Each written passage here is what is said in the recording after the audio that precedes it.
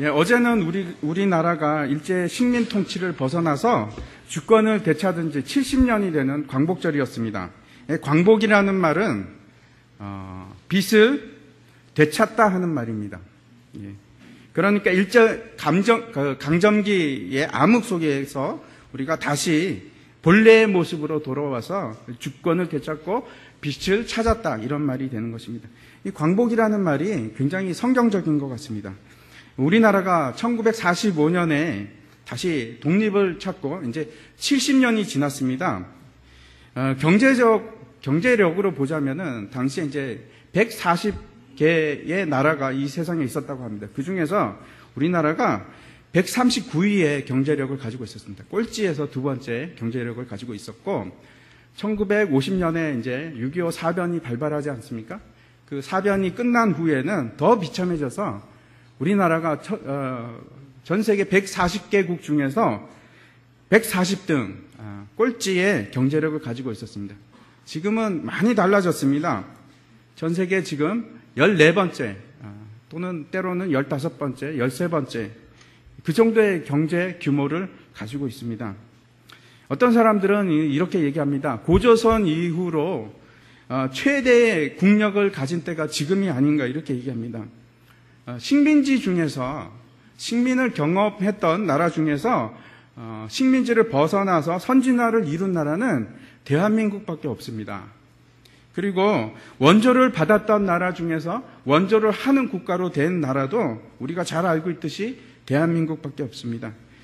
어떻게 그렇게 못 살고 가난한 나라가 대한민국이 이런 경제력을 가진 강한, 작지만 강한 나라가 되었는가에 대해서 이제 사람들이 여러 가지 얘기를 합니다. 여러분은 어떻게 그런 일이 일어났다고 생각하십니까? 이호 목사님이라고 계시는데 젊은 분입니다.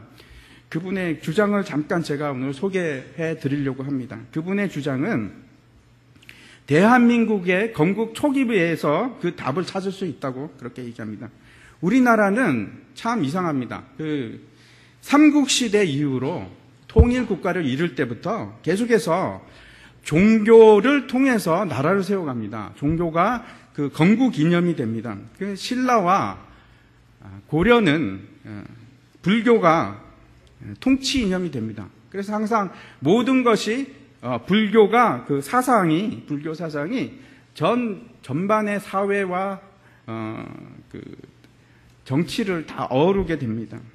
그런데 이제 고려 말에 불교가 굉장히 타락하지 않습니까? 그러자 이제 불교로는 되지 않겠다 하고 이제 새로운 나라를 만들려고 하는 세력이 나타나는데 그 사람들이 정도전과 이성계입니다. 그래서 이 사람들이 그 불교를 잡기다 이렇게 말하면서 새로운 종교를 들고 나왔는데 유교입니다. 그래서 유교를 나라 이념으로 받들고 유교 나라를 만들어 갑니다. 그것이 조선입니다. 그래서 모든 것이 유교적 가치관 하에서 결정이 되고 나라의 정책도 그렇습니다. 이제 문제가 되는 것이 항상 그 중국을 숭배하는 그런 사상이 그냥 뿌리 깊게 있죠. 그래서 나중에 그 세국을 하게 됩니다. 세국 정치를 하면서 나라가 기울기 시작하는데 그때 이제 새로운 종교를 위해서 개혁 세력이 들고 일어났는데 새로운 종교로 새로운 나라를 만들자 이런 이념을 가지고 일어난 사람들이 있습니다. 혹시 그 종교가 무엇인지 아십니까? 예, 기독교입니다.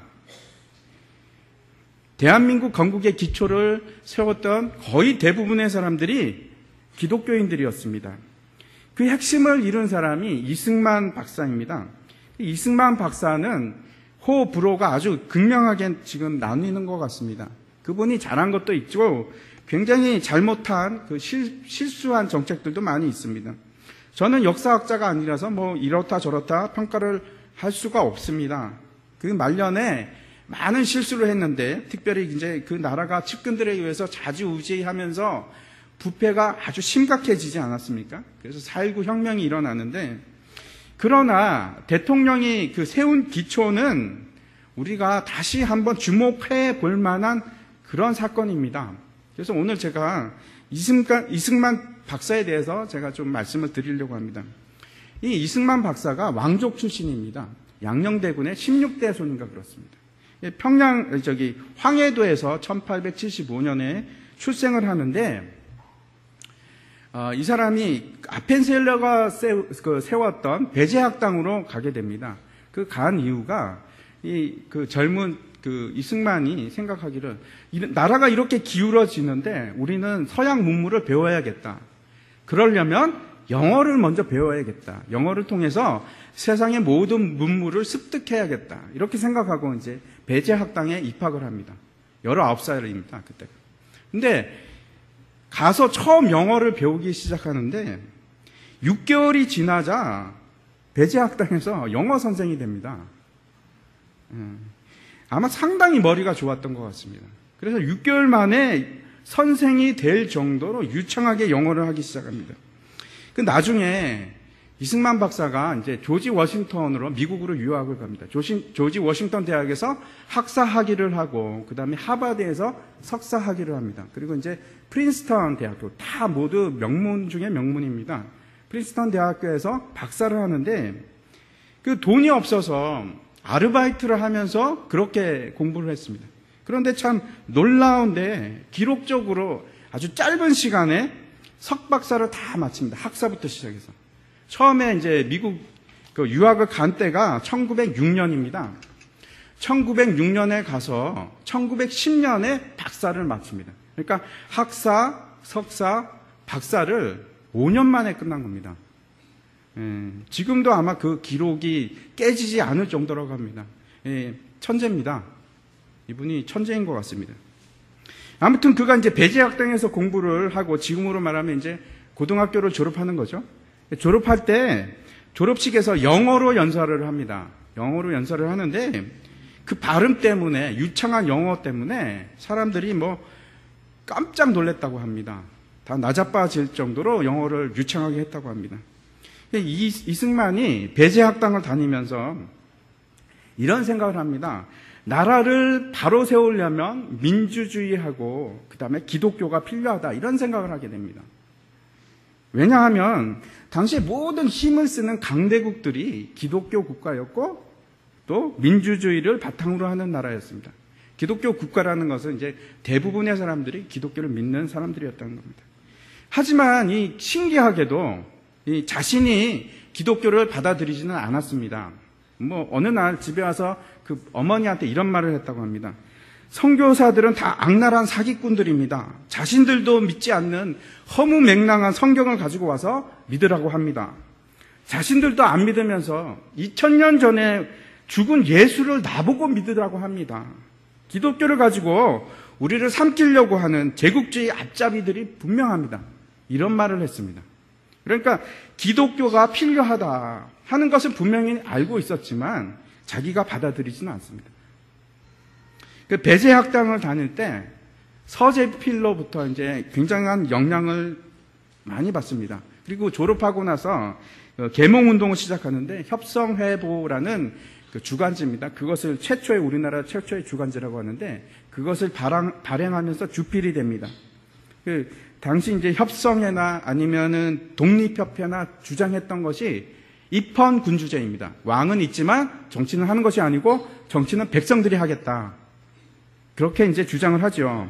근데 이제 그게 안 되고 왕이 이제 계속해서 그렇게 하니까 도저히 못하겠다 해서 나중에 공화국을 세우려고 합니다. 이 개혁 세력들이. 그래서 반역자가 되죠. 역모자가 되어서 이제 다 잡혀갑니다. 그 이승만도 도망을 갑니다. 그래서 어디로 가냐면 당시 의사였던 선교사 해리 셔먼의 집으로 가서 숨습니다. 근데 문제가 생겼습니다. 어느 날 조선 아이가 몸이 많이 아픈 겁니다. 그래서 셔먼이 의사이기 때문에 이제 거기를 이제 가서 치료해 주려고 하는데 문제는 셔먼이 한국말을 잘 못합니다. 그래서 통역하는 사람이 필요한 거예요. 근데 통역을 제일 잘하는 사람이 이승만이었지 않습니까? 그래서 이제 이승만이 갈등을 합니다. 내가 갈까 말까. 가기로 결심을 합니다. 나가자마자 이제 잡혔죠. 잡혀서 어디로 가냐면 한성 감옥이라는 곳으로 갑니다. 한성 감옥이라는 것이 우리나라에서 가장 그 악질범들, 그 다음에 역모자들, 사형수들만 가는 그런 곳이었습니다. 그곳에서 이승만이 5년 7개월 동안 감옥살이를 합니다. 처음에 이제 사형 선고를 받습니다. 그 모든 역모자들, 주동자들 다 잡혀가서 사형 선고를 받는데, 그것이 얼마나 지금 이제 화면에 나오는데, 그것이 얼마나 이제 힘든가 하면, 1인당 주어진 면적이 어느 정도였냐면, 가로, 세로 85cm 정도.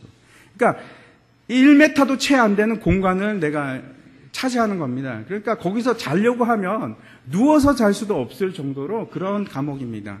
사진에 보시면 저 젊은 친구가 이승만인데, 보이십니까? 여기 쇠사슬이 이렇게 매여 있는 게? 네, 쇠사슬이 매여 있죠. 그리고 이제 낮에는 어떻게 있냐면 그 칼을 쓰고 손에는 수갑을 차고 쇠사슬로 매인 채로 발에는 족쇄를 찹니다. 요 밑에 보이시죠? 저런 족쇄인데 하루 종일 이제 그러고 있다가 밤이 되면 이걸 풀어줍니다. 풀어주고 자라고 하는 것이 아니고 고문을 합니다. 근데 막 아주 지독하게 고문을 했다고 합니다. 막 지지고, 그 다음에 바늘 같은 가시로 이게 손톱 밑에 막 쑤셔놓고 그런 고문을 하고, 발가벗기고, 때리고, 뭐 그런 겁니다. 이제 같이 감옥에 수감됐던 거의 대부분의 사람들이 다 죽습니다. 참수를 당하는데, 그 기록을 보면은, 이승만 씨가 옥중 일기를 씁니다. 그래서 그걸 다 기록하는데, 그 참수를 하면은 이제 백정이 목을 자르는데 한 번만에 못 자른다고 합니다. 칼이 그렇게 잘 들지 않는다고 그러네요. 그래서 한 번 쳐도 이게 죽지 않아서 막 사람들이 막 얘기를 하는데 한 3번을 쳐야지 이게 목이 떨어지는데 그걸 다 기록을 합니다. 막 어떤 식으로 하냐면 어떤 사람은 대한제국 만세 그러고 죽는 사람도 있고 마지막에 그 이름을 기억이 안 나는데 한 친구는 이승만은 왕족이기 때문에 살아남을 거다. 그래서 죽을 때 이승만! 3번을 치니까 이승만 이렇게 3번을 외치면서 죽었다고 합니다. 예, 거기서 이 이승만이 감형을 받는데 무기징역으로 감형을 받습니다. 무기징역으로 이제 있으면서 변화가 일어나는데 그 옥중에서 일기를 쓰는데 그 지금도 남아있는데 뭐라고 쓰여 있냐면 이승만이 성경책을 요구를 합니다. 그렇게 믿어지지 않는 그 허무맹랑한 성경책을 달라고 합니다. 이제 성경책을 주면은 이게 옆에다 놓습니다. 칼을 쓰고 있고 손이 매여 있기 때문에 성경책을 넘길 수가 없습니다. 그래서 옆에다 놓고 이렇게 보다가 옆 사람한테 부탁합니다. 한 장만 넘겨주시오. 그러면 이제 옆 사람이 넘겨주는 겁니다. 그것도 한 번, 두 번이지 옆에 있으면 귀찮죠. 자꾸 넘기라고 하니까. 이제 그러면 옆 사람이 떠나갑니다. 그럼 넘길 사람이 없으면 그 장을 읽고 또 읽고 또 읽고 그냥 계속 그 장을 읽는 겁니다. 그렇게 해서 성경을 거의 외우다시피 했다고 합니다. 이승만이. 그러면서 점점 예수가 가까이 오기 시작했습니다. 그 마음속에. 그가 일기에 무엇라고 쓰냐 하면은 고난받는 예수를 읽을 때 점점 내 마음이 뜨거워졌다. 이렇게 기록하고 있습니다. 아마 그 옥중에서 고난을 당하면서 고문을 당하고 그 다음에 참 몹쓸 짓을 당하면서 예수님을 받아들이게 된 것 같습니다. 그리고 이승만이 그 한성 감옥에서 전도를 시작합니다. 그 칼을 쓰고 전도를 시작하는데 그때가 아직도 20대 말일 때입니다. 당시에 많은 개혁 세력들이 그 한성 감옥에 다 잡혀왔는데 놀라운 일이 일어납니다. 그 사람을 한 사람 전도해서 그 개혁 세력들이 전부 다 기독교인이 됩니다. 이승만 박사가 우리나라 최초의 기독교인이 된 양반입니다. 기독교인이 된 양반인데 그 이전에는 다 참 처참한 그 낮은 사람들이 예수를 받아들였는데 이 이승만 박사가 처음으로 양반으로 그 기독교인이 되고 그 다음에 개혁 세력들이 다 기독교인이 됩니다. 이 감옥 속에서. 그 한 가지는 이제 심지어 이제 1903년에 그 기록을 그 옥중 일기에서 적고 있는데 우리나라에 패스트가 창궐을 했습니다. 수많은 사람들이 죽었는데 흑사병으로 죽는데 감옥이라고 뭐 오죽했겠습니까? 감옥에서도 흑사병이 돌기 시작했습니다. 그것을 이제 이승만이 옥중 일기에서 아주 생생하게 기록을 하고 있습니다. 좁은 감옥에서 막 빡빡하게 앉아 있는데 패스트가 퍼진다고 한번 생각을 해보십시오. 그 이제 특징이 토하고 설사하고 열이 막 나는 그런 병입니다. 근데 바로 옆에 있는 사람이 막 토하는 겁니다. 막 설사하고. 누가 치워주나요? 치워주지도 않죠. 간수가 와서 툭 발로 찬다고 합니다. 그래서 움직이면 살아있는 거고, 안 움직이면 시체다 그러고 이제 끌어내는데, 하루는 일기에 적기를 하루는 17명이 그 감방에서 죽었다고 합니다. 17명이. 이제 그 와중에서 이승만이 살아납니다. 이승만이 살아나는데 그때 기록을 어떻게 하냐면 그 패스트가 창궐하는데 자기가 천국의 기쁨을 누린다 이렇게 기록하고 있어요. 참 놀랍죠?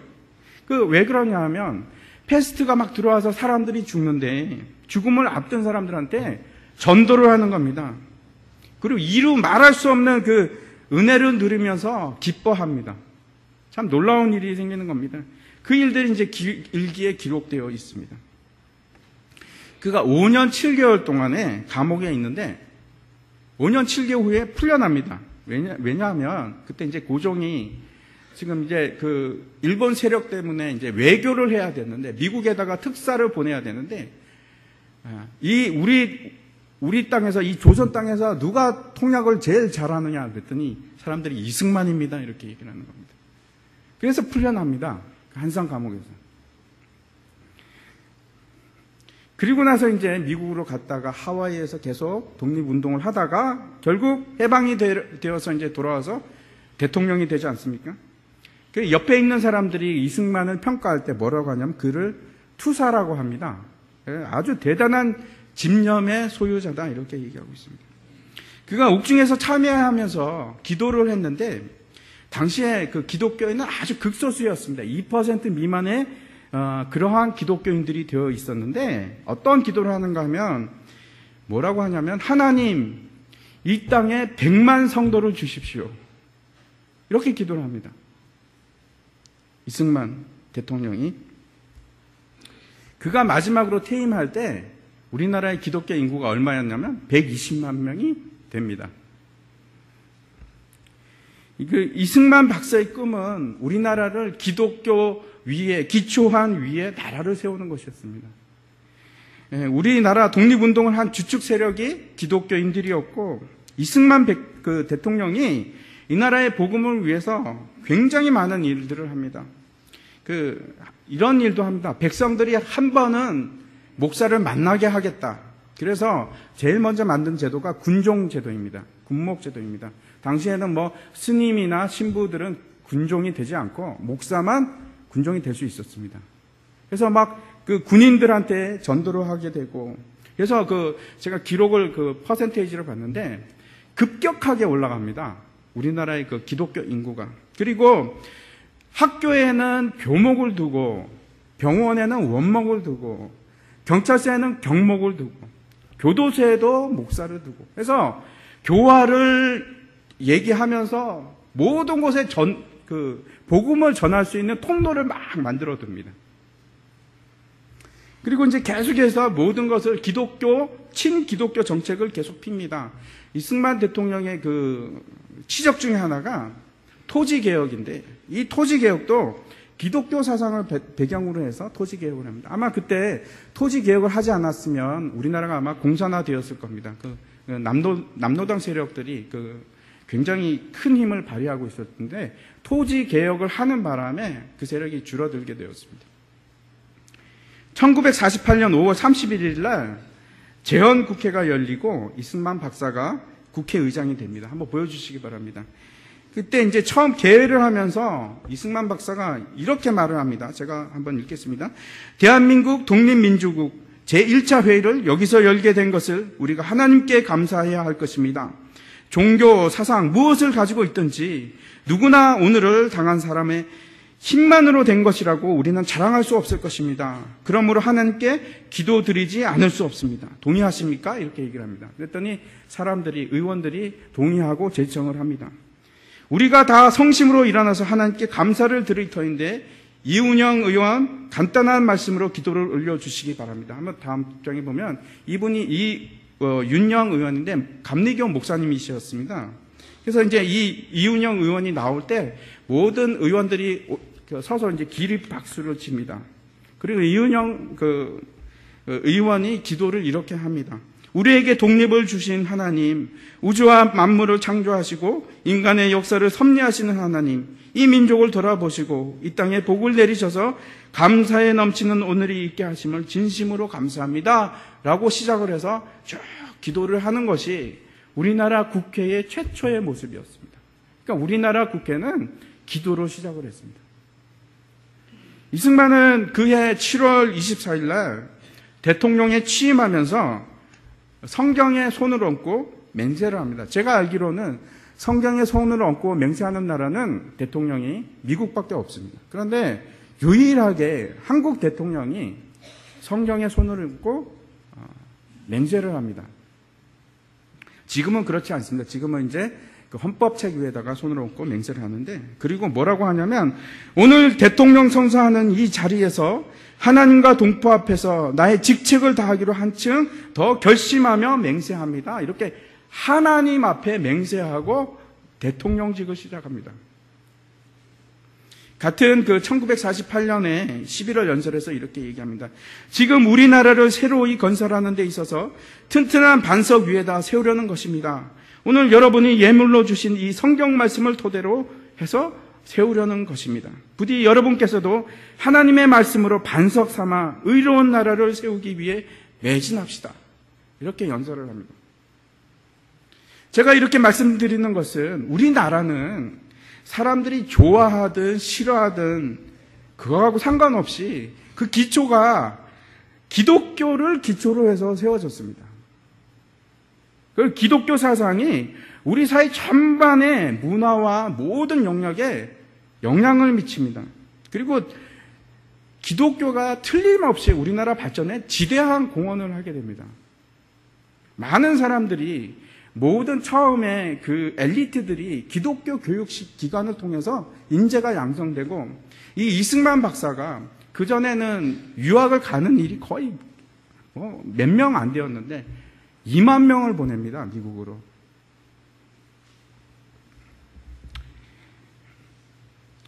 그리고 이 기독교가 광복의 기초가 됩니다. 빛을 다시 찾는 것에 기초가 됩니다. 오늘 본문을 한번 보겠습니다. 오늘 본문은 1절에 뭐라고 말씀하냐면, 일어나라 빛을 발하라 이는 내 빛이 이르렀고 여호와의 영광이 내 위에 임하였음이니라, 이렇게 얘기하고 있습니다. 이것이 광복의 의미입니다. 다시 빛을 발하는 겁니다. 다시 빛을 발하는 상태가 되는 것이 광복입니다. 오늘 본문 1절에서 이 일어나라 빛을 발하라 이렇게 얘기하고 있는데, 이사야서의 주제는 메시아가 이 땅에 오신다 하는 것이 이사야서 전체의 주제입니다. 특별히 이사야서 60장은 그것을 이제 그 주제를 함축해서 그렇게 표현하고 있는데, 빛 대신 메시아가 이 땅의 빛으로 임하시고, 그래서 어두움이 물러가고 빛을 받은 주의 백성들이 다 의롭게 되어서 영원히 땅을 차지한다. 그 작은 자가 천명을 이루게 되고 그 약한 자가 강국을 이루게 된다 하는 것이 이 이사야서 60장에 말씀하는 바입니다. 이런 영적인 축복을 누린 자에게 사명이 있습니다. 그 사명이 빛을 자신의 것만으로 여기지 않고 머물러서는 안 되고 일어나고 빛을 발해야 한다라는 명령으로 되어 있습니다. 그래서 우리가 주변 사람들 만방에 널리 비추어야 할 우리의 빛을, 하나님의 영광의 빛을 비추어야 할 사명을 가지고 있습니다. 오늘 말씀에서 두 가지를 함께 발견했으면 좋겠습니다. 첫 번째는 1절의 말씀인데, 내 빛이 이르렀고 여호와의 영광이 내 위에 임하였음이니라 라고 말씀하고 있습니다. 이것이 우리가 일어나서 빛을 발해야 될 첫 번째 분명한 이유입니다. 먼저 우리가 누구인지 깨닫고 인식을 해야 됩니다. 여러분, 우리가 누구인지 알아야 됩니다. 우리는 이제 어둠의 자식이 아니라 광명의 빛의 자녀입니다. 누가 뭐라고 해도 속지 마시기 바랍니다. 여러분의 빛의 자녀가 맞습니다. 하나님께서 분명히 말씀하시는데 뭐라고 하시냐면 너는 내 아들이라. 오늘 내가 너를 낳았도다. 내게 구하라. 내가 이방 나라를 내 유업으로 주리라. 이렇게 말씀하십니다. 빛의 자녀로 살아가기 위해서 먼저 내 자신이 누구인지 명확하게 깨닫는 것이 되어야 됩니다. 사탄은 계속해서 이렇게 얘기를 합니다. 네가 무슨 빛의 자녀야. 네 행실을 봐라. 너는 죄인이야. 너는 절대 죄에서 벗어날 수 없어. 마찬가지야. 이렇게 얘기합니다. 그것이 여러분 사탄이 우리를 속이기 위해서 쓰는 가장 흔한 방법입니다. 절대 그렇지 않습니다. 물론 우리는 죄인입니다. 우리의 육체는 죄의 속성을 가지고 있고 죄를 짓게 만들어집니다. 하지만 하나님께서는 우리가 아직 죄인일 때 우리를 사랑하셨고 우리를 자녀로 만들어주셨습니다. 로마서 5장 8절 한번 보시기 바랍니다. 우리가 아직 죄인 되었을 때 그리스도께서 우리를 위하여 죽으심으로 하나님께서 우리에 대한 자기의 사랑을 확증하셨느니라. 내가 아직 죄인이라고 생각하고 있을 때, 죄 중에 거할 때 하나님께서 너는 내 아들이라. 내가 너를 낳았다. 그리고 인치셨습니다. 확증했답니다. 확증했다는 것은 이제 다시는 바뀔 수 없습니다. 아버지의 사랑은 그가 죄인이든 무슨 죄를 지었든 상관이 없습니다. 절대 끊을 수 없는 훨씬 더 큰 사랑입니다. 우리가 어떤 죄를 지었건 우리가 어떤 죄인이건 하나님의 사랑은 그것을 다 덮을 수가 있습니다. 문제는 이제 일어나는 겁니다. 죄 가운데 계속 어두움 가운데 계속 머물러 있을 것인가? 앉아 있을 것인가? 아니면 빛을 발하기 위해서 내가 일어날 것인가? 내가 누구인지 깨닫고. 여러분, 지금 상황은 달라질 것 전혀 없습니다. 그냥 내가 깨닫는 겁니다. 아, 내가 이런 존재가 아니었지. 나는 어둠의 자식이 아니야. 나는 여기 이제 더 이상 머물러 있지 않을 거야. 일어나는 겁니다. 그냥 상황 인식입니다. 내가 누구인지 내 자아를 내가 확인하고 발견하는 겁니다. 사탄은 계속해서 일어나지 못하게 할 겁니다. 아이, 안 돼. 온갖 이유를 대면서 너는 일어날 수 없어. 너는 변하지 않아. 저는 번역을 말하는 사람은 아닙니다. 하지만 어두움에 있을 때에 수많은 문제들이 우리에게 있습니다. 모든 것이 다 짐입니다. 경제적으로, 인간관계에 있어서, 직장에서 학교에 있어서. 수많은 문제들이 우리를 얽어맵니다. 좌절케 만들고, 지치게 만들고, 희망을 가질 수 없게 만듭니다.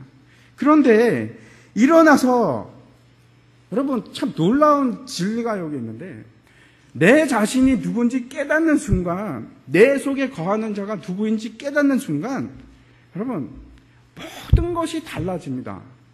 상황은 바뀌지 않지만 모든 것이 달라집니다. 제가 어릴 때 소공녀라는, 여러분도 보셨죠? 그 소공녀라는 그 동화책이 있습니다. 이야기책이 있습니다. 소설이 있는데, 비록 그 현실적으로는 달라질 게 없이, 전혀 달라질 게 없이 같은 처지인데 다른 사람으로 바뀝니다. 무슨 말이냐면, 그 주인공이 세라라고 하는 아주 작은 소녀입니다. 그 아버지가 인도에서 그 큰 부자인데, 영국 사람인데 이제 군인이죠. 그래서 이제 기숙학교, 영국에 있는 기숙학교에다가 그 딸을 보냅니다.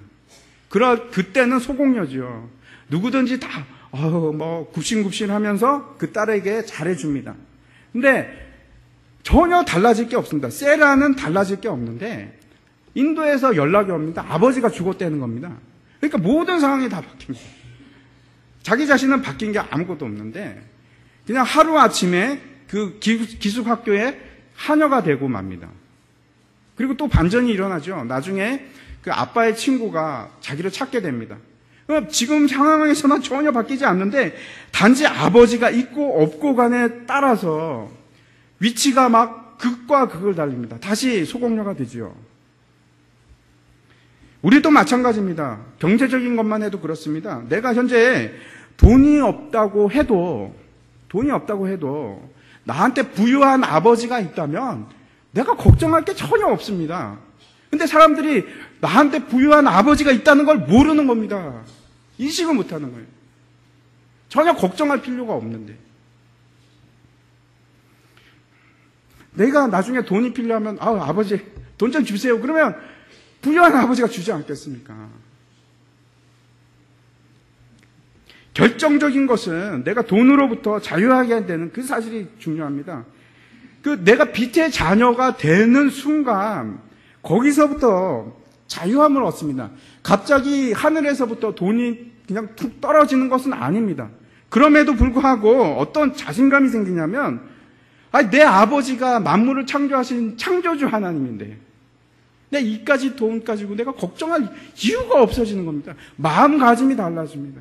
내 자아를 발견하고 내 이미지를 발견하고 나서는 내가 어떤 존재인지 알고 나서는 여러분 모두가 그렇습니다. 여러분이 하나님을 믿고 예수 그리스도를 구주로 받아들이는 순간 여러분은 하나님의 자녀가 되었고 여러분은 빛의 자녀가 되었습니다. 더 이상 어두움에 있을 이유가 없습니다. 빛이 내게 이르렀고 하나님의 영광이 내 위에 있다고 이렇게 얘기합니다. 마치 이런 겁니다. 성화를 보면 아우라가 그 사람 뒤에 이렇게 있지 않습니까? 광채를 내면서. 여러분이 지금 그렇습니다. 지금 보이십니까? 이게 광채가 다 있습니다. 세상 사람들과 다르게 지금 뭐라고 하냐면 2절에서도 마찬가지인데 오직 여호와께서 여러분에게 하나님의 영광을 지금 광채로 주신답니다. 그래서 세상 사람하고는 다릅니다. 예수 그리스도께서 우리의 마음에 임하기 시작하면은 여러분 제가 확신 있게 이 성경 말씀을 말씀드립니다. 여러분에게서 광채가 나기 시작합니다. 다릅니다. 빛의 자녀니까요. 그냥 내가 현실적으로 뭐가 바뀐 것이 아니고 내가 신분을 확인할 때 너무나 다른 세상이 됩니다. 나는 하나님의 자녀야. 이 사실이 얼마나 위대한 사실인지 여러분.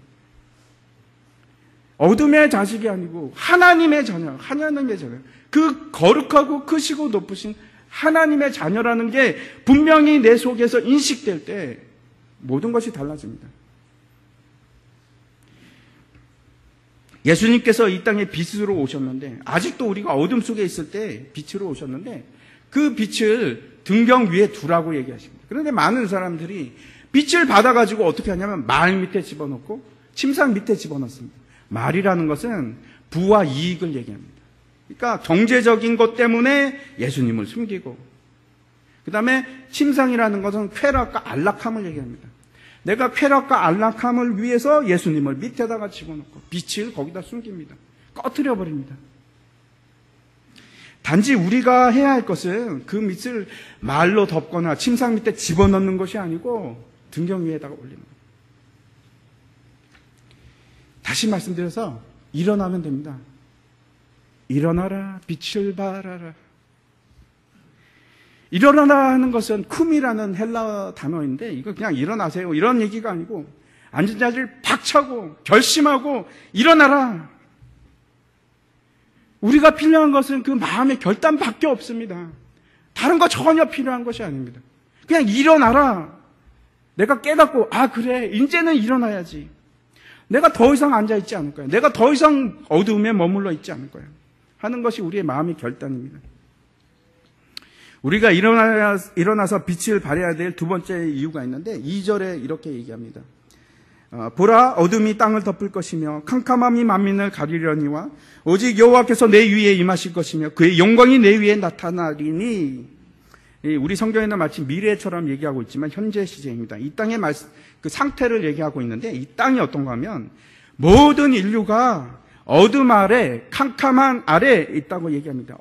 어둠이 어떤 것이냐 하면 하나님을 모르는 무지함, 고통과 슬픔의 어두움, 죄의 어두움, 그 아래에 있는 상태입니다. 우리도 마찬가지였습니다.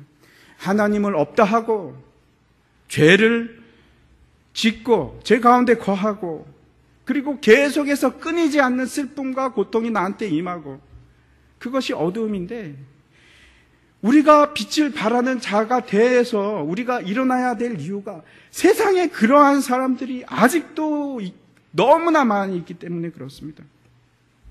그래서 우리가 자리를 박차고 일어나서 빛을 발해야 합니다. 그러면 놀라운 일이 생긴다고 지금 성경은 얘기합니다. 우리 때문이 아니고 우리 속에 있는 빛, 예수님의 빛, 하나님의 영광의 빛이 드러내기 시작하자 어떻게 하냐면 민족들이 우리를 보기 시작한다는 겁니다. 그리고 나서 이제 4절부터 60장 끝까지 어떤 얘기가 있냐면 이제는 사람들이 예물을 들고 우리들에게 나올 것, 빛의 자녀들에게 나올 것이라고 얘기합니다.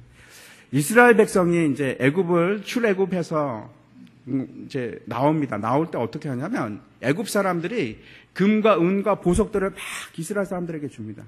놀라운 일이죠. 그래서 이제 나중에 결국 그것들이 성막을 세우는 데 사용이 되기는 하는데 왜 애굽 사람들이 그렇게 금은 보화들을 주었을까요? 왜 그러냐면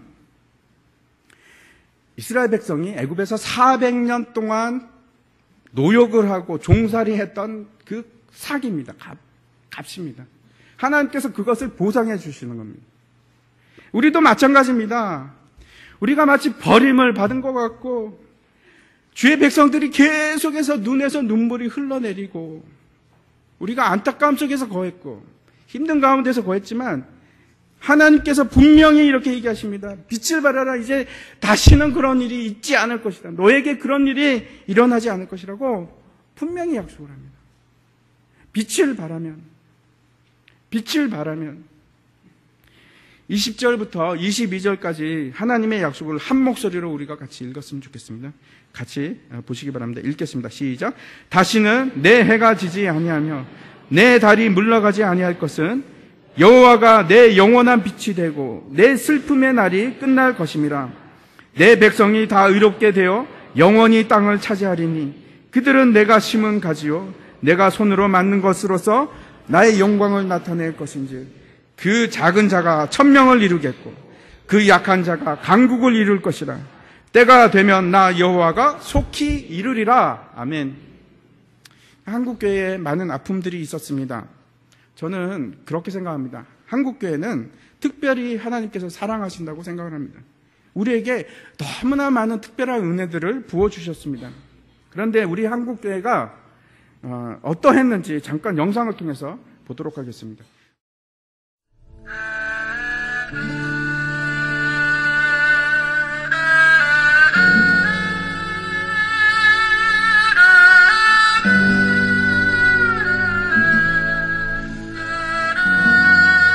하나님 여호와 크고 두려우신 하나님, 우리 대한민국이 주 앞에 범죄함을 자복하니 주님께서 귀를 기울여 주시고 눈을 열어 주십시오. 주님께서 1907년 평양의 부흥의 축복을 주셨는데 우리는 바로 그 땅에서 하나님을 저버리고 우상에게 절하기로 결의했습니다. 이제 평양은 하나님의 영광이 떠나 공산주의 정권의 수도가 되어버렸습니다. 우리는 일제 말기에 주님을 버리고 배교했습니다. 가미나다라고 하는 우상단지를 교회당 안 동편에 두고 그것을 향해서 예배했습니다. 주일 예배 중에 12시 정오 사이렌 소리가 나면 동쪽을 향해 절을 하는 동방요배를 드려왔습니다. 우리는 적극적으로 신사참배 인식운동과 신사참배 권유운동을 전개하였습니다.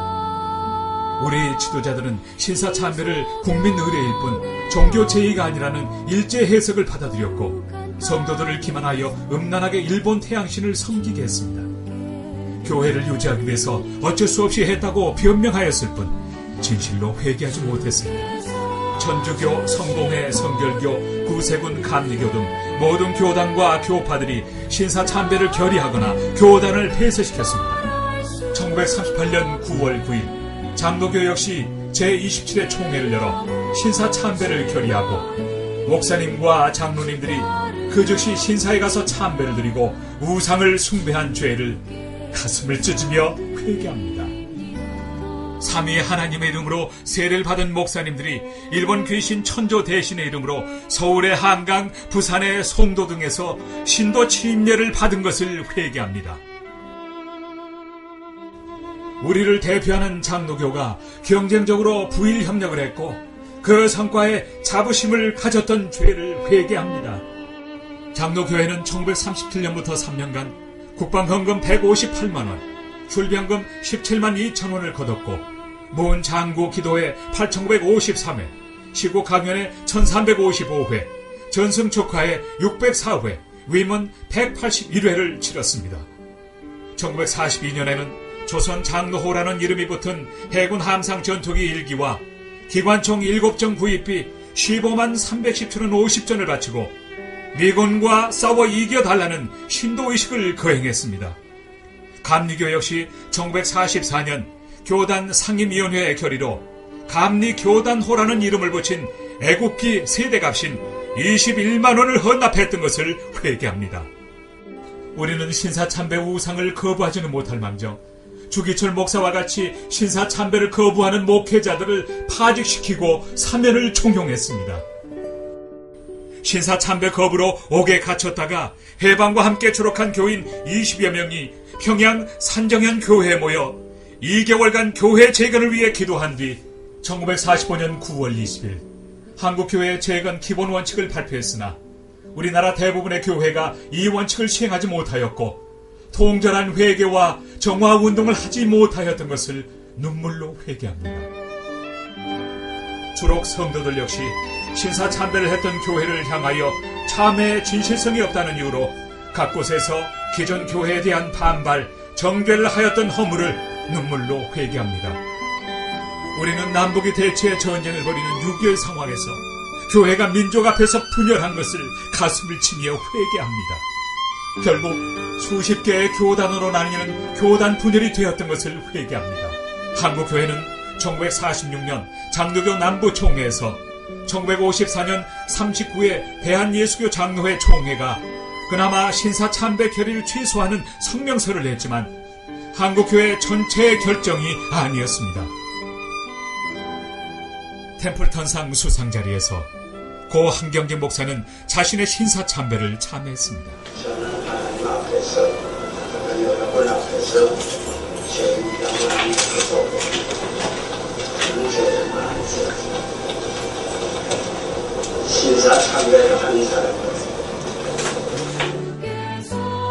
하나님을 버리고 얼굴을 돌이켜 여호와의 성소를 등졌습니다. 일본 태양신의 우상들을 섬김으로 그것이 저희에게 올무가 되었습니다.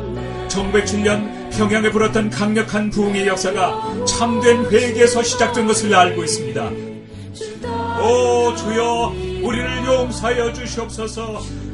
주의 명성을 돌보시어 지체하지 마시고 한반도에 성령의 바람이 불어 부흥의 역사가 일어나게 하여 주시옵소서.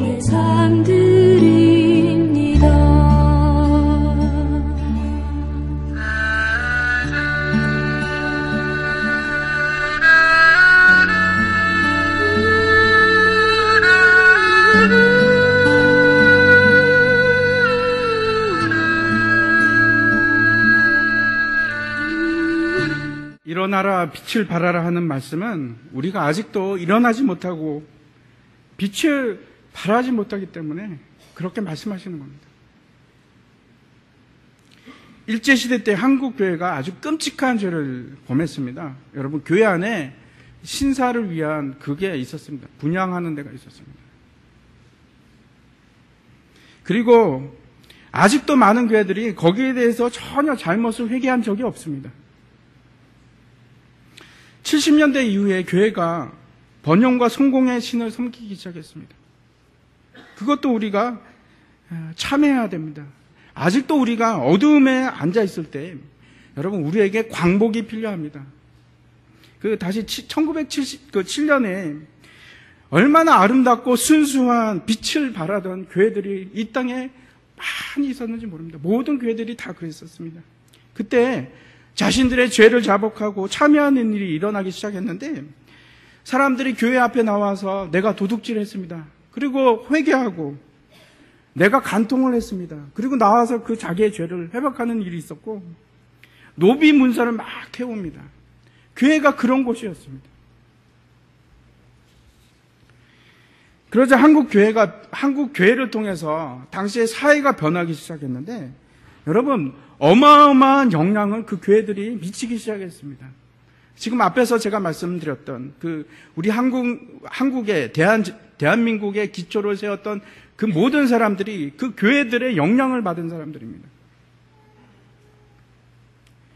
이제 우리도 다시 어둠을 해치고 일어나서 빛을 발했으면 좋겠습니다. 그런 저와 여러분 되기를 축원합니다. 같이 기도하겠습니다.